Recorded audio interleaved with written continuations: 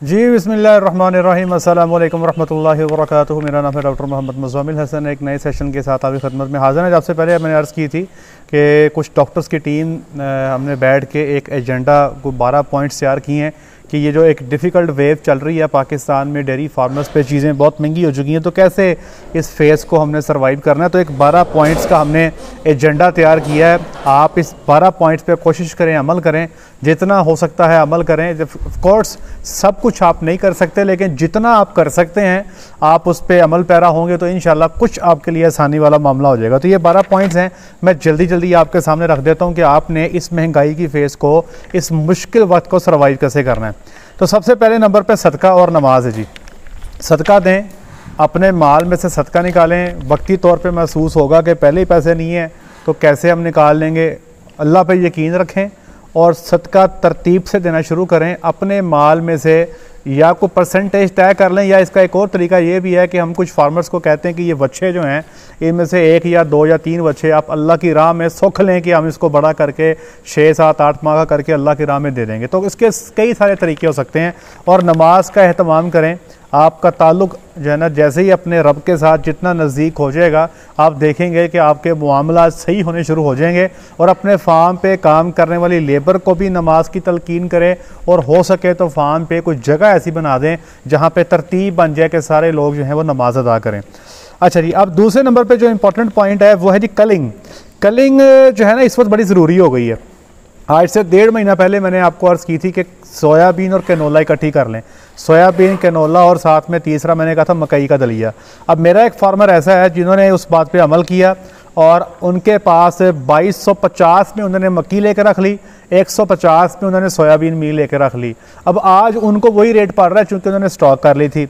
अच्छा, on the other hand आज जो फार्मर को डायरेक्ट जो मार्केट से ले रहा है, जिसने स्टॉक नहीं की, सोयाबीन 200, मक्की का दाना जो है वो चला गया 2950 पे ग्राइंड करके। अब आप देख लें कि कितना फ़र्क पड़ गया है। अब ये आप कैसे करेंगे? आप कहेंगे हमारे पास तो पैसे नहीं है इतने सारे, इन्वेस्टमेंट कैसे करें, हर बंदे के पास इतना पैसा नहीं होता। तो ये टाइम है अपने फार्म पे कलिंग करें। वो जानवर जो प्रोडक्टिव नहीं है, वो जानवर जो आप समझते हैं कि अगले 1 साल में भी प्रॉफिट नहीं दे सकता आपको, उसको निकालें, उसको सेल करें, उन पैसों से कुछ चीज़ें खरीद लें।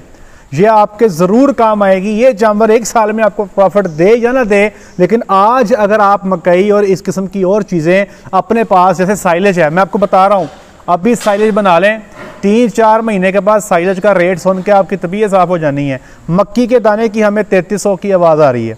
तो इसको कलिंग को करके पैसे जो आते हैं उसमें इन चीज़ों को रखनी शुरू कर दें, ताकि कल को अगर चीज़ों का रेट बढ़ भी जाए तो आपके लिए आसानी वाला मामला हो जाए। नंबर 3, ग्रुपिंग बड़ी ज़रूरी हो गई है। फार्म पे ग्रुप बनाए जानवरों के।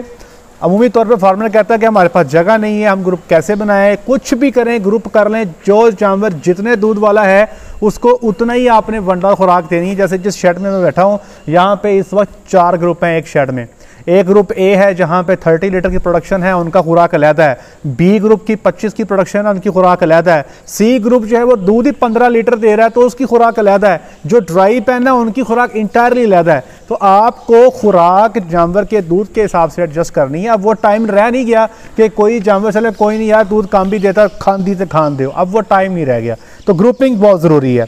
नंबर 4, चौथा पॉइंट है जी, अपनी ब्रीडिंग पॉलिसी को सेट कर लें। इस पर मैं बात कर चुका हूँ। मैंने जो इस गर्मी का सीज़न है गुजर गया, अब सर्दी का सीज़न आ गया।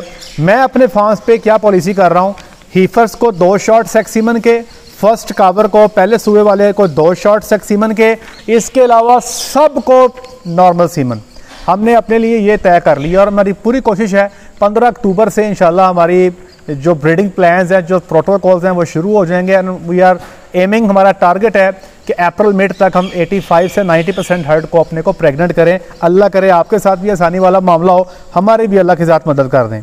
5वें नंबर पे ट्रेडिंग।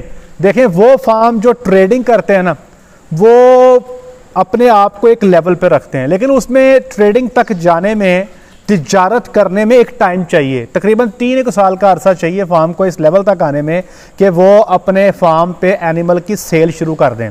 ठीक है जी। तो खैर, अगर वो लोग जिनको 3 साल से ज़्यादा का अरसा हो चुका है वो इस पर ज़रूर सोचिएगा। आपके रिप्लेसमेंट की हीफर्स आपको चाहिए कितनी फार्म पे, इजाफी कितनी है, उसके लिए फिर डेफिनेटली आपको वर्किंग करनी है, सोशल मीडिया पेजेस बनाने हैं और उस पर अपनी मार्केट को डेवलप करना है। Number 6, milk cell. Milk cell बहुत ज़रूरी हो चुकी है। अब मुझे पता है ये मुश्किल काम है, ये आसान काम नहीं है। बहुत सारे लोगों के प्रॉब्लम्स हैं, जी गायों का दूध बिकता नहीं, जी दूध के पैसे टाइम पर नहीं मिलते, घर में दूध दे के आओ तो महीने पैसे नीचे लग जाते हैं, जी भैंसों का दूध बहुत पसंद किया जाता है, बहुत सारी चीज़ें हैं। हमारे इलाके में मिसाल के तौर पे आप साउदर्न पंजाब में चले जाएँ, जैसे शोरकोट वाली जगह पे, शोरकोट में मुझे पता है कि दूध का ख़ास रेट नहीं है। आपको दूध का रेट लेना है। अगर आप दूध का रेट नहीं लेंगे तो आप आज नहीं तो कल नहीं तो परसों आपको शट डाउन करना पड़ेगा। तो इस चीज़ पे आपको सोचना पड़ेगा।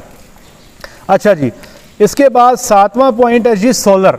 सोलर पैनल पे शिफ्ट हो जाएं, सोलर लगवाना पड़ेगा। अभी कई सारे फार्म सर्दी के मौसम में प्रोडक्शन बेहतर होती है, कोई थोड़ी सी इकनॉमिक्स बेहतर हो जाती है, अखराजात कम होते हैं, बिजली का खर्चा कम होता है, थोड़ा हाथ सीधा हो जाता है। कोशिश करें कि हर महीने में 2-4 आने जो बचते हैं उसे प्लेटें लेकर रखनी शुरू कर दें। सोलर को लगाना आपने कैसा है, आपने इसको एक हाइब्रिड सा सिस्टम बनाना है। आप इसको लगाएंगे, साथ नेट मीटरिंग पे जाएंगे।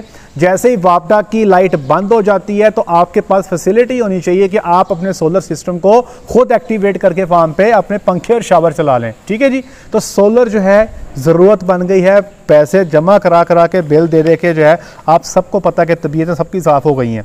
8वां पॉइंट है जी कि प्रोफेशनल टीम्स, उनका होना बहुत ज़रूरी है। अब देखें, आपके पास जो छोटा सेटअप है, डेफिनेटली जी वहाँ पर तो प्रॉब्लम्स हैं, क्योंकि वहाँ पे इतने पैसे जनरेट नहीं होते, इतने एसेट्स नहीं होते, इतना अफोर्डेबिलिटी नहीं होती। लेकिन कोशिश करें किसी न किसी कैपेसिटी में, जैसे मेरे से कई सारे लोग रब्ता करते हैं, मैं फिर फ्री मशवरे दे रहा होता हूँ व्हाट्सएप पे ना। हम सिर्फ फार्मूलेशन की अपने चार्जेस लेते हैं। वैसे कोई बंदा हमसे कोई बात पूछता है तो हम उसको फ्री बता देते हैं। अपनी कोशिश भी कर रहे होते हैं, यूट्यूब के थ्रू आपको कोशिश करते हैं अगले 4-5 महीनों की हम पहले से आपको जो है ना वो खबरें देनी शुरू कर दें। तो एक प्रोफेशनल टीम अगर आपके पास हो तो वो आपको तरतीब से लेकर चलती है। हमारा ये काम होता है, जिन स्टेटस पे हम बैठे, हमारा काम है कि फार्मर को हमने अगले 5-6 महीने में आने वाले खदशात और ख़तरात उससे उसको आगाह करना है। हमारा काम ये नहीं है कि फार्मर को बैठा के सिर्फ तसलियाँ देनी है कि वेरी गुड, आज से 4 साल बाद फटे चक हो जाएंगे, ये हो जाएगा, हला पड़ जाएगी। हमारा काम सिर्फ डराना है और आने वाली मुश्किलात से आगाह करना है। और जो लोग फिर डेफिनेटली उन चीज़ों को मद्देनजर रख के, जैसे मेरा एक फार्मर है, पिछले साल का साइलेज बना हुआ है, 7.5 में कॉस्ट कर रहा है, सोयाबीन 150 में लेकर रखी हुई है, कैनोला जो मक्की का दाना है वो 2250 में लेकर रखा हुआ है। अब उसकी फीडिंग कॉस्ट डेली 300 रुपये कम आ रही है किसी भी ऐसे फार्मर से जो आज चीज़ें खरीद के वो अपना दूध प्रोड्यूस कर रहा है। तो देखें कितना बड़ा फ़र्क है। 9th नंबर पे फ्यूचर प्लानिंग बहुत ज़रूरी है। अगर आप अब बैठे हैं तो मुझे अगले साल गर्मी की प्लानिंग आज से करनी है। जैसे जिस सेटअप में बैठा हूँ, मैंने अभी आज ऑनर के साथ बात की है, मैंने बताया कि अगली गर्मी में ये एक्सपेक्टेड है, आपको ये प्रॉब्लम्स आने हैं, इस पर आज ही काम कर लें। वो चाहे हाउसिंग के प्रॉब्लम है, नंबर ऑफ़ एनिमल बढ़ रहे हैं, उनकी जगह के इश्यूज़ हैं, या फिर काविंग के हैं, या फिर मिल्क का डेप है, कई सारे इश्यूज़ हो सकते हैं। ये एड्रेस करने आज 1 साल पहले, ताकि कल को उसकी तैयारी करते करते मौके पे जाके झटका ना लगे, आप पहले से उसके लिए तैयार हों। फिर है जी चीपर सोर्सेज फॉरेस्ट के। जैसे मैं अब मशवरा दूंगा कि जो हालात बन चुके हैं, जो आपका काटू माल है जिसमें यंग स्टॉक हीफर्स हैं, आपकी ड्राई काउज हैं, इनके लिए चीपर फॉरेस्ट सोर्सेज जैसे आपका जवा ओट्स हैं, चरी है, नेपियर है, इनको इंट्रोड्यूस करें। मिल्किंग एनिमल्स के लिए मैं कहूँगा कि बिल्कुल लूसन की हेज चलनी चाहिए और साइलेज चलना चाहिए मक्की का। लेकिन जैसे ये दूध नहीं दे रही हैं, ये हीफर्स हैं और साथ में ड्राई प्रेग्नेंट एनिमल्स हैं, इनके लिए कोशिश करें कि चरी का साइलेज बना लें, जवे का साइलेज बना लें, या फिर रोड ग्रास की हे बना के रख लें, रोड ग्रास इस्तेमाल कर लें, लूसन का साइलेज बना लें। There so many thing you can do. आपको ये चीपर सोर्सेज पे जाना पड़ेगा। 11वें नंबर पे जी सोशल मीडिया पे अपनी पहचान बनाएं। मैं कोशिश कर रहा हूँ कि जहाँ भी बैठा हूँ मैं फार्मर को तवज्जो दिला रहा हूँ कि अपने सोशल मीडिया पेज बनाएं और अपने फार्म की पिक्चर्स उस पर डालें। आपको भी कहूँगा, जब आप सोशल मीडिया पे आ जाएंगे, लोग आपको जानना शुरू कर देंगे। कल को आज से 2-3-4 साल बाद जब आप किसी ट्रेडिंग के फेस में आते हो तो लोगों तक आपकी शनाख्त बन जाती है। क्या वजह है कि किसी डेरे पे खड़ा बेहतरीन जानवर, लोग कहते हैं हमने 4.5 लाख का लेना है, वही जानवर जब जेके डेयरी फार्म पे जाता है तो आप 7 लाख का भी लेने का तैयार हो जाते हैं। सिर्फ ब्रांड बन जाता है। तो आपने सोशल मीडिया पे अपनी पहचान बनानी है और अपने ब्रांड बनाना है। आखिरी नंबर पे जेनेटिक्स। जेनेटिक्स बहुत इंपॉर्टेंट है। आपने अगर अपनी नस्ल को बेहतर करना है, आज जिस लेवल पे खड़े हैं, अगर इससे आगे आपने जाना है, प्रोडक्शन को बेहतर करना है, और भी बहुत सारी चीज़ें हैं। आपने उसको बेहतर करना है तो जेनेटिक्स पे काम करना पड़ेगा, अच्छी सीमन सिलेक्शन आपको करनी पड़ेगी। ठीक है जी, इसमें सीमन सिलेक्शन के लिए अपने इलाके के डॉक्टर साहबान से बैठें या बेशक मुझसे कंसल्ट कर लें, हम आपको बताएंगे आपने कौन सा सीमन इस्तेमाल करना है। और आपने अक्सर देखा होगा जब सीमन लगा रहे होते हैं ना, मैं सोशल मीडिया पे यूट्यूब चैनल्स पे दिखा भी रहा होता हूँ, उससे होता है क्या कि एक तो सारे लोगों को कुछ बुल्स का अंदाज़ा हो जाता है, दूसरा जिन फार्म्स पे लग रहा होता है ना, जैसे HK7 पे अक्सर मैं AI करते हुए दिखा रहा हूँ कि ये देखें ये बुल लग रहा है, लोगों को पता चलता है कि ये फार्म जो है ये जेनेटिक्स पे अच्छा काम कर रहा है, इनके पास अच्छे सीमन के एनिमल मौजूद हैं, तो यहाँ से जानवर अगर कल को सेल होते भी हैं तो टिकटों में लोग उससे आपसे ले जाएंगे। तो अगर आप चाहते हैं कि आपका एनिमल कल प्रोडक्शन भी बेहतर दे और आपके जानवर की वर्थ भी बेहतर हो, तो ये चीज़ें आपको करनी पड़ेंगी। तो ये 12 पॉइंट्स हमने आपसे शेयर जो करने थे मैंने कर दी हैं। अब आप देखें इस पर आप कितना अमल पैरा कर सकते हैं, कितना चीज़ों को आप फॉलो कर सकते हैं। ऑफ कोर्स बहुत सारी चीज़ें बहुत सारे लोग कर लेंगे और बहुत सारे नहीं कर पाएंगे, लेकिन जितना आप इस पर अमल पैरा हो सकते हैं इस पर अमल पैरा हों, ताकि ये एक मुश्किल फेज़ जो है ना ये हमसे अल्लाह की ज़ात उठा ले। हमारी दुआ है कि डेयरी सेक्टर पाकिस्तान में फ्लोरिश हो, फार्मर्स के लिए आसानी वाला मामला पैदा हो जाए। आज के लिए इतना ही, अपना ख्याल रखें, दुआ में याद रखें, 5 वक्त की नमाज़ अदा करें। अस्सलाम वालेकुम।